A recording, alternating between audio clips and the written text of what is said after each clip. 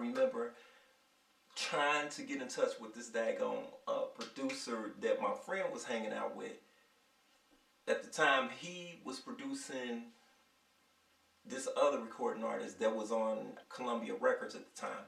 So I'm begging her. I'm like, please, it was my best friend. I'm like, please take me down there to where y'all hang out. Take me down there.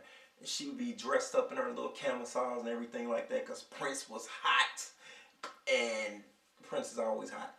But her and her friends would dress like Vanity Six, and they were hot. So anyway, I kept saying, please introduce me, please introduce me. So she never would, and I don't know why. I ended up hearing about this club that he was playing at. He was the house band member at the time. I'm trying to think. I don't know if they had 2 or 3 bands. They might have had like 2 or 3 bands. But I know he played keyboards in one of the bands at that club. Now, I'm 18. So, at that time, I was 18. So I said, I'm getting in that club. I don't care how the hell I'm getting in that club. I'm getting in the club. I'm going to meet this daggone producer. And I'm going to make it go down. I ended up getting in that club. Got in the club. Get on stage. Because they had an open mic thing. And I did I'll Be Sure. I think it was all alone you get off on your own, girl. All alone you get off on your own. All alone you get off on your own. And I end up winning like $50. So that got his attention. So after I got his attention, he was like, okay, we're going to work out. We're going to do this stuff. We're going to do this music, blah, blah. I'm like, cool. So we ended up working on a song called Physical Attraction. So we worked on this song, and I love the pre-production. I don't know why I love the pre-production that he had produced. I liked that. I liked it. Actually liked it better than the finished product. So he had one of those 8-track little mini recording studios, and I ended up co-writing that song with him. Then I got in touch with a photographer. He was a really well-known photographer, and he took all of my pictures, took all my portfolios and everything like that. And I contacted Dick Scott, which was New Kids on the Block's manager at that time. He ended up being a CEO of, it was a major label, and I can't think of the name of that label. He's now passed away now, but I ended up sending my demo, and which I don't know what the hell I did that for. It sent my whole portfolio to him. So go to school, get out of school, get a phone call. Hey, this is Dick Scott from, I think it was Big Step Management, one of them. And he said, what are you trying to do? I said, I want a deal. He was like, I like the stuff that you sent me. I like the song. He said, okay, can you get me 2 more songs like that? So I said, yeah, I can get you 2 more. And I'm geeked. I'm like, I'm going to be signed to a label. So I end up calling around, calling, trying to call for my producer. Can't find him. So that was one of the things that just really irked the hell out of me. And I was in a group at the time. So I go in the studio with this group and start cutting songs. I'm not telling them nothing. I ain't telling them nothing about the management, opportunity, nothing. So we cut some crap. I send the crap. Shouldn't have sent it. Sent the crap to Dick Scott. He didn't like it. He was like, what the hell is this? So then months and months go by, and I ended up finding my producer. I actually talk about this in I have another video that I did, but I ended up finding him in Champaign, Illinois, and that's when I made the mistake of telling him what was going on, telling him like, look, Dick Scott is interested in our sound. He wants to sign me and all that. So that's the thing I want to tell people too. Do not let your left hand know what your right hand is doing. Don't do that. Because sometimes it can go south. Because my shit went south. So, needless to say, I was continuing to work with the band that I was in at the time. And I guess it was just wishful thinking. Because I kept thinking, maybe we can do something. Maybe we can have, get a hit somewhere out of it. It wasn't no hits coming up out of there at all. Like it was none coming up out. No how, no way. And I knew my main producer was the one that can really get it going, cause his sound was really fresh.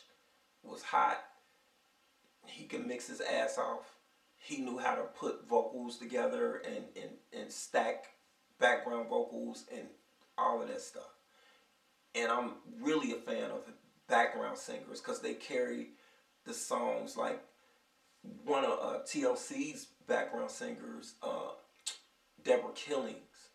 She's so dope. I love her because she carried a lot of that TLC's albums.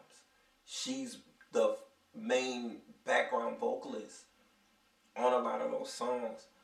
And I really love Faith Evans too, because she's just amazing singer songwriter, and she does all of her own background vocals. I really like artists that can do their own background vocals and just lay those things out. Rasan Patterson, I love him. It's a whole bunch of, oh my goodness, Layla Hathaway, love her. And she's best friends with Rasan.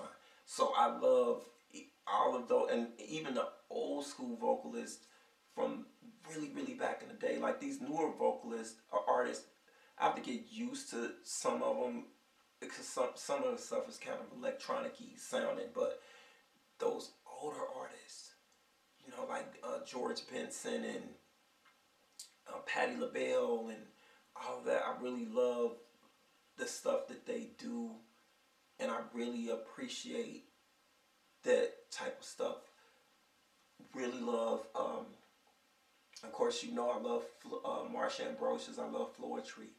I love how she produces and writes, and how they work with her and she arranges different things, and all of it comes from the heart, which that's the thing that I didn't realize too. I had to read about it later on when I was in the studio. I happened to read, I think it was Mix Magazine at the studio one time, and it was talking about imagining an artist, thinking about not an artist, thinking about a person when you're gonna sing, and getting into that headspace and not just singing the lyrics, because I've heard people really blow, but that it ain't nothing going, it ain't no connection. They can sing their ass off, but they ain't singing about nobody. And that's the thing. So I try to go, if I do it now, I'm trying to sing about somebody. If I got to reach back, because I don't even do relationships no more, because it's been years, but I have to go back into the archives, especially go into the archives of somebody that done hurt me. That helps me get that off. I can get them background vocals and get them and fly them out to you real good, because I really don't do no lead vocals anymore. But that's just was my experience when I was trying to get signed that time. I also signed another deal with another manager. I didn't sign that deal with Dick Scott, but I signed a deal with the manager and gave him 100% of my publishing. Don't do that. Luckily, I had an out clause within 6 months, which allowed me, if he didn't get me signed within 6 months, I can get out of the contract. That, don't sign over your publishing like that. Don't do that, cause that's what I did. Don't do that. Cause that could have been terrible. Because I write a lot of stuff, and that would have been bad. That means they own every damn thing you put. Everything you put out, you won't get a check. You won't get a royalty check. Put it like that. You might get something on the album for them little album sales or whatever, but that royalty check, uh, no, that publishing, yeah, even if you write for somebody else, that's gonna be difficult too, cause you write with somebody else or write for somebody else. Sometimes that artist wants a little bit of that publishing, and you done signed it all over to this manager that's taking 100%. You can't even share it with that artist to say, hey, if I put you on my album, and that might be a hot artist. Put you on my album, you write blah blah blah, but you got to give me a certain percentage of that publishing. You can't give up nothing. So I'm just saying. But that's my little story with that experience as far as trying to hook up with that producer and end up ultimately hooking up with him and then couldn't find him, but then eventually I found him. So stay tuned for more. Don't forget to rate, comment, and subscribe to this channel, and give this video a thumbs up. And I'm out. Peace.